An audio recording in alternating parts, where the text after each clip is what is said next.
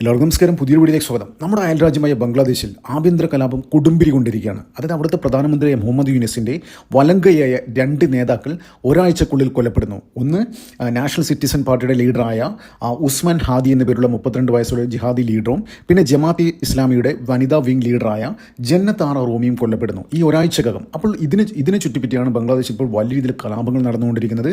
അതായത് ഷെയ്ഖ് ഹസീനെ അധികാരത്തിൽ നിന്ന് മാറ്റിയിട്ട് ഈ യൂനിസിനെ ഇൻസ്റ്റാൾ ചെയ്യാൻ വേണ്ടി ഏറ്റവും കൂടുതൽ പ്രവർത്തിച്ച മൂന്ന് ആൾക്കാരാണ്. ഒന്ന് നാഷണൽ സിറ്റിസൺ പാർട്ടിയും, ഒന്ന് സ്റ്റുഡൻസ് അഗെയിൻസ്റ്റ് ഡിസ്ക്രിമിനേഷൻ പാർട്ടിയും, പിന്നെ ജമാഅത്തെ ഇസ്ലാമിയും. അതായത് നമ്മൾ കേരളത്തിലൊക്കെ കാണുന്ന ജമാഅത്തെ ഇസ്ലാമിയുടെ അതിൻ്റെ സെയിം വേർഷൻ, ബംഗ്ലാദേശ് വേർഷനാണ് ഈ സംഭവം.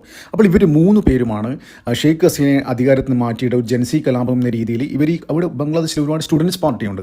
അപ്പോൾ ഈ സ്റ്റുഡൻസ് പാർട്ടിക്ക് മുന്നിലോട്ട് കൊണ്ടുവന്നിട്ടാണ് ആദ്യം സമരം തുടങ്ങിയത്. പക്ഷേ പിന്നീട് ജമാഅത്തെ ഇസ്ലാമി കൈയടക്കുന്നു. വലിയ രീതിയിലുള്ള ആക്രമണങ്ങൾ ബംഗ്ലാദേശിൽ മൊത്തം അരങ്ങേറുന്നു. തൽഫലമായിട്ട് ഷെയ്ഖ് ഹസീനയ്ക്ക് രാജ്യം വിടേണ്ടി വന്നു. അങ്ങനെയാണ് യൂനിസ്, അതായത് അമേരിക്കയുടെ താല്പര്യത്തിന് വേണ്ടിയിട്ട് യൂനിസിനെ അവിടെ ഇൻസ്റ്റാൾ ചെയ്യുന്നു. അപ്പോൾ അവിടെ എല്ലാ കാര്യങ്ങൾക്കും, അതായത് ഷെയ്ഖ് ഹസീനെ പുറത്താക്കാൻ വേണ്ടി എല്ലാ കാര്യങ്ങൾക്കും ചരട് വലിച്ചത്, എല്ലാ കാര്യങ്ങളും കോർഡിനേറ്റ് ചെയ്ത് രണ്ട് ലീഡേഴ്സായിരുന്നു കൊല്ലപ്പെട്ട ഉസ്മാൻ ഹാദിയും പിന്നെ ജന്നത്ത് ആറ റൂമിയും. ഈ ഉസ്മാൻ ഹാദിയെ കൊന്നത് ഇന്ത്യക്കാരാണ്, ഇന്ത്യൻ അജ്ഞാതന്മാരാണ്. അവർ ഉസ്മാൻ ഹാദിയെ കൊന്നതിന് ശേഷം ഇന്ത്യയിലേക്ക് കടന്നു എന്നുള്ള ഒരു വലിയൊരു ടോക്ക് അവിടെ പ്രചരിപ്പിക്കുന്നുണ്ട്. അത് ഈ മുഹമ്മദ് യൂനിസ് തന്നെയാണ് പ്രചരിപ്പിക്കുന്നത്.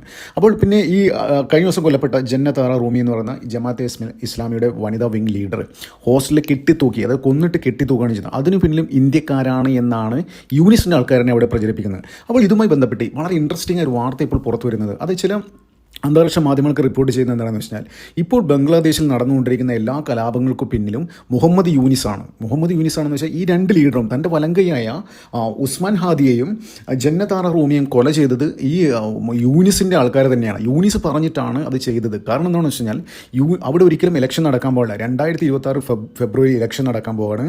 ഈ യൂനിസിന് ഇനിയും അവിടെ കസേരയിൽ അധികാരത്തിൽ തുടരണം. അതായത് കുറച്ച് നാളായല്ലോ കസേരയിലിരിക്കുന്നത്. അപ്പോൾ അതിൻ്റെ സുഖം പിടിച്ചു പോയി. അപ്പോൾ ലൈഫ് ടൈം, അത് മരണം വരെ പ്രധാനമന്ത്രി കസേരയിൽ ഇരിക്കാനാണ് യൂനിസിൻ്റെ ആഗ്രഹം.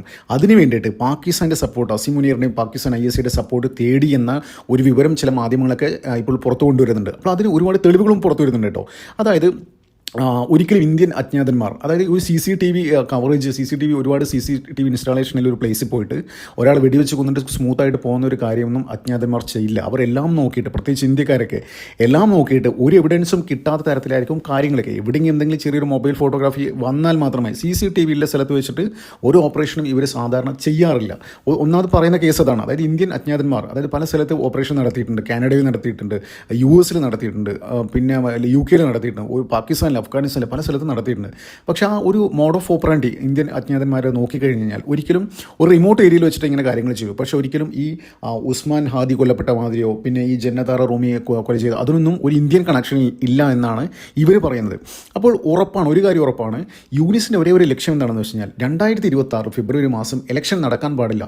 അതിൻ്റെ ഭാഗമായിട്ട് തന്നെയാണ് അവർക്ക് ഉള്ള ഒരു പോംവഴി എന്ന് വെച്ച് കഴിഞ്ഞാൽ വീണ്ടും അവിടെ ജൻസി കലാപം ഉണ്ടാവണം. അത് ഈ ജൻസി കലാപത്തിൻ്റെ ഒരു ലീഡറാണ് കൊല്ലപ്പെട്ട ഉസ്മാൻ ഹാദി എന്ന് പറയുന്ന ജിഹാദി. അപ്പോൾ ഇയാളൊക്കെ തട്ടിക്കഴിഞ്ഞാൽ വീണ്ടും ജനസി ഉണരും. അത് ബംഗ്ലാദേശ് വീണ്ടും ഒരു അരക്ഷിതാവസ്ഥയിലോട്ട് പോകും. അപ്പോൾ അടുത്ത കാലത്തൊന്നും ഇനി ഇലക്ഷൻ നടക്കാൻ പോകും. 2-3 മാസം മാത്രമേ ബാക്കിയുള്ള ഇലക്ഷൻ നടക്കാൻ വേണ്ടി, കഷ്ടിച്ച് 2.5 മാസം. അപ്പോൾ ഇലക്ഷൻ നടക്കാൻ പാടില്ല. ആജീവനാന്ത കാലം ഞാൻ തന്നെ പ്രധാനമന്ത്രിയായിരിക്കണം എന്നുള്ളൊരു ആഗ്രഹം മുൻനിർത്തി പാകിസ്ഥാനുമായി ബന്ധപ്പെടുന്നു. അതുകൊണ്ട് തന്നെയാണ് അതായത് ഇതൊക്കെ നേരത്തെ പ്ലാൻ ചെയ്ത് ഒരു വെൽ പ്ലാൻഡ് ഒരു പരിപാടിയായിരുന്നു. അപ്പോൾ നേരത്തെ തന്നെ ഈ കൊല്ലപ്പെട്ട ഉസ്മാൻ ഹാദി ഒരു ആശയം മുന്നോട്ട് വെച്ചിരുന്നു, ഗ്രേറ്റർ ബംഗ്ലാദേശ് എന്ന് പറഞ്ഞിട്ട്. അതായത് നമ്മുടെ ബീഹാർ, UP ഇങ്ങനെയുള്ള കാര്യങ്ങളൊക്കെ ചേർത്ത് വെച്ചിട്ട് വലിയൊരു മാപ്പ് ഉണ്ടാക്കി അപ്പോൾ അത് വലിയ രീതിയിൽ സോഷ്യൽ മീഡിയയിൽ പ്രചരിപ്പിക്കുന്നു. അതായത് ഇത് നമ്മൾ ചെയ്യാൻ പോകുന്നു, ഉടൻ തന്നെ എല്ലാം പിടിച്ചെടുക്കാൻ പോകുന്നു. അതായത് ഇന്ത്യയുടെ നോർത്ത് ഈസ്റ്റ് സ്റ്റേറ്റുകളൊക്കെ ഞങ്ങൾ പിടിച്ചെടുക്കാൻ പോകുന്നു, ചിക്കൻ കട്ട് ചെയ്യാൻ പോകുന്നു. അപ്പോൾ അങ്ങനെ ഒരു ഗ്രേറ്റർ ബംഗ്ലാദേശ് കൺസെപ്റ്റിൽ ഒരു മാപ്പൊക്കെ ഉണ്ടാക്കിയിട്ട് പാകിസ്ഥാനിൽ നിന്ന് വന്നൊരു മുതിർന്ന സൈനിക നേതാവിന് കൊടുത്തു. അപ്പോൾ ഇതൊക്കെ ഉണ്ടല്ലോ. അപ്പോൾ ഇതൊക്കെ യൂനിസ് അറിഞ്ഞുകൊണ്ട് തന്നെ, യൂനിസാണ് ഇത്തരം കാര്യങ്ങളൊക്കെ ഇവർ ഉപദേശിക്കുന്നത്. അപ്പോൾ ഇവർ ഉദ്ദേശം തന്നെ കുറച്ച് നാൾ കഴിഞ്ഞിട്ട് ഇവിടെ വലിയ രീതിയിലുള്ള കലാപങ്ങൾ ഉണ്ടാക്കാം. അപ്പോൾ അതിൻ്റെ ഭാഗമായി തന്നെയാണ് വീണ്ടും, അതായത് ഇലക്ഷൻ നടക്കാതിരിക്കാൻ വേണ്ടിയിട്ട് ISI കൂട്ടുപിടിച്ചിട്ട് വലിയ രീതിയിൽ ഈ തൻ്റെ റൈറ്റ് ഹാൻഡിനെ തട്ടിയതൊക്കെ ISIക്കാർ തന്നെയാണ്. അത് യൂനിസിൻ്റെ ആൾക്കാർ പറഞ്ഞിട്ടാണ് ഇവർ ചെയ്തതെന്നുള്ളൊരു വാർത്ത ഇപ്പോൾ പുറത്തു വരുന്നുണ്ട്.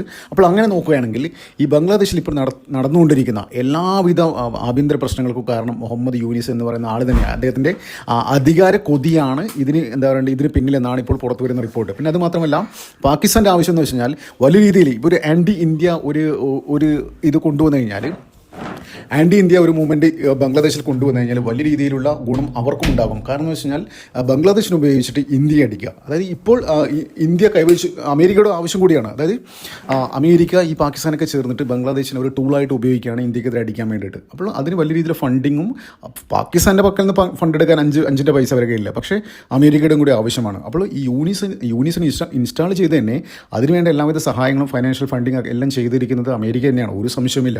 അപ്പോൾ എന്ത് തന്നെയാലും ഇപ്പം ബംഗ്ലാദേശിൽ അരങ്ങേറിക്കൊണ്ടിരിക്കുന്ന പല പല സംഭവ വികാസങ്ങളും അത് യൂണിസിന് ഒരു ലൈഫ് ടൈം അവിടെ ഇരിക്കാൻ വേണ്ടിയിട്ടാണ്. പിന്നെ അപ്പുറത്ത് പാകിസ്ഥാൻ ISയും അമേരിക്കയൊക്കെ ചേർന്നിട്ട് ഇവിടെ വലിയ രീതിയിൽ ബോർഡറിലേക്ക് കയറ്റി, അതായത് ഇന്ത്യ ആക്രമിപ്പിക്കുക.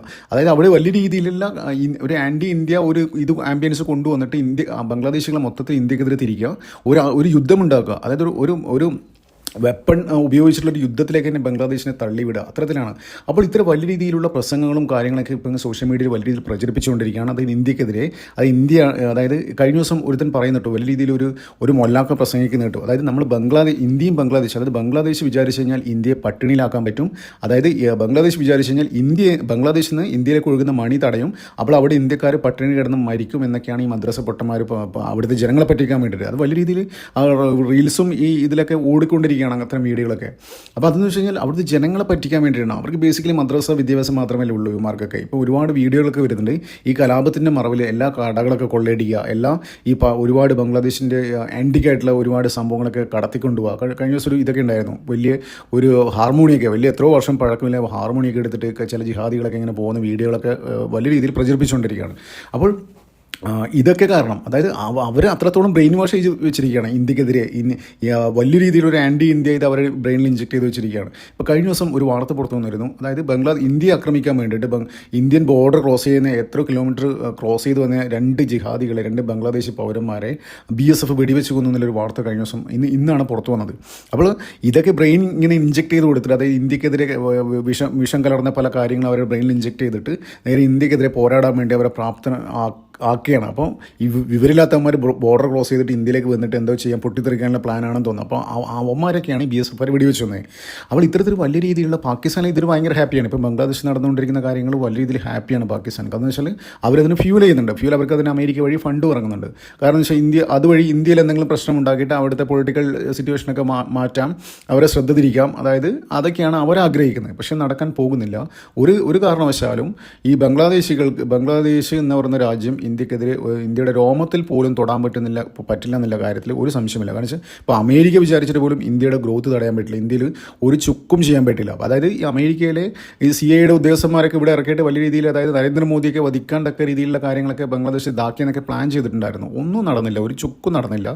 അപ്പോൾ അമേരിക്ക വിചാരിച്ച് നടന്നില്ല, പിന്നെയാണോ ഈ ബംഗ്ലാദേശ് വിചാരിച്ച് കഴിഞ്ഞാൽ ഇന്ത്യക്ക് എന്തെങ്കിലും ഞൊട്ടാൻ പറ്റുന്നില്ലേ?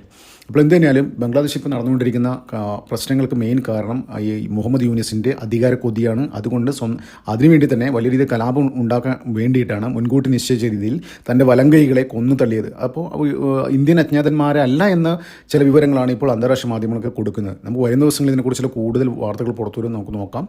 നന്ദി, നമസ്കാരം, മറ്റു വീഡിയോ കാണാം.